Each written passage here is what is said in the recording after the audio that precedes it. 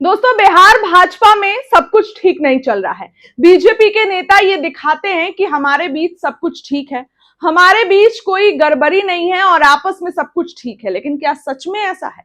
भाजपा 30 साल का किला हार जाती है। 30 साल से वहां पर चुनाव भाजपा जीतते आ रही थी और किसी ने सपने में भी नहीं सोचा होगा कि बांकीपुर का चुनाव भाजपा हार जाएगी। लेकिन भाजपा हारती है, वो भी प्रशांत किशोर से हारती है, जो अभी ठीक से अपनी पार्टी का फॉर्मेशन भी नहीं कर पाए हैं।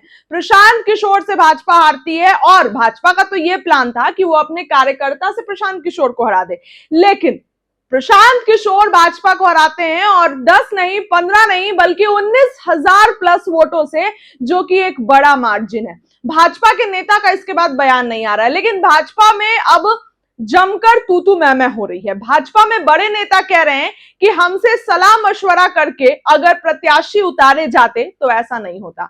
सम्राट चौधरी के सीएम बनने के बाद और राज्य में भाजपा की सरकार आने के बाद यह पहला चुनाव है और इसमें कई सम्राट चौधरी सीएम बनते इनकाउंटर वाला सिस्टम बिहार में लाए। भरत तिवारी का मामला सबसे ज्यादा चुभा लोगों को और भरत तिवारी का बदला लोगों ने भाजपा से ले लिया। इस चुनाव में सबसे ज्यादा लोगों को भरत तिवारी का मामला चुभा।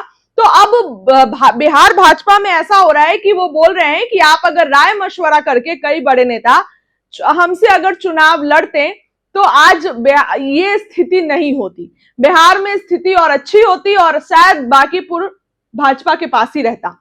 क्योंकि पहले अभिषेक कुमार बंटी को उतारा गया और फिर अभिषेक कुमार बंटी को कैमरा के सामने कहलवाया गया कि उनके पारिवारिक कारण से वो चुनाव नहीं लड़ सकते हैं।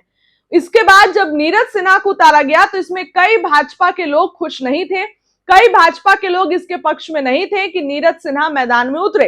लेकिन इसके बावजूद भाजपा ने नीरज सिन्हा को उतारा। नीरज सिन्हा का आप बयान देखे होंगे, उनसे एक निजी चैनल के रिपोर्टर ये पूछ रहे हैं कि आपकी लड़ाई किससे है, और उनको पता ही नहीं है कि उनकी लड़ाई किससे है, आरजेडी या प्रशांत किशोर से। इसके बाद भाजपा के कुछ कार्यकर्ता पीछे खड़े थे, उन्होंने बात को संभालने की कोशिश की, लेकिन क्या ऐसा प्रत्याशी जीत सकता है? और बांकीपुर जो एरिया है वो पूरा अर्बन इलाइट एरिया है, बांकीपुर में पढ़े लिखे लोगों का एरिया है। तो उन्होंने इस बार जब उनको विकल्प मिला तो उन्होंने प्रशांत किशोर को चुना। कहा जा सकता है कि 2025 के चुनाव में विकल्प ही नहीं था, नहीं तो भाजपा इतनी अच्छी सीट 89 विधायक लेकर नहीं आ पाती।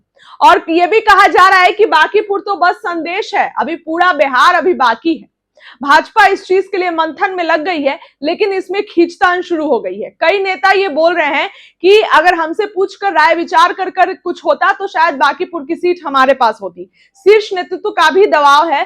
शीर्ष नेतृत्व ये कह रही है कि भाजपा को जो है वो इस बार मंथन नहीं हुआ है, मेहनत नहीं हुआ है, क्योंकि भाजपा ओवर कॉन्फिडेंट थी कि बांकीपुर तो हम जीत ही रहे हैं, लेकिन बुरे तरीके से भाजपा बांकीपुर हारी। फिलहाल भाजपा में टूट खींचतान जो बोले वो शुरू हो चुकी है। बड़े नेता बोल रहे हैं कि हमसे पूछ लेते तो ऐसा नहीं होता, क्योंकि नितिन नवीन, रविशंकर प्रसाद, रामकृपाल यादव, 3 बड़े नेता के बूथ पर भी बीजेपी हारी है। फिलहाल इस खबर के लिए इतना ही।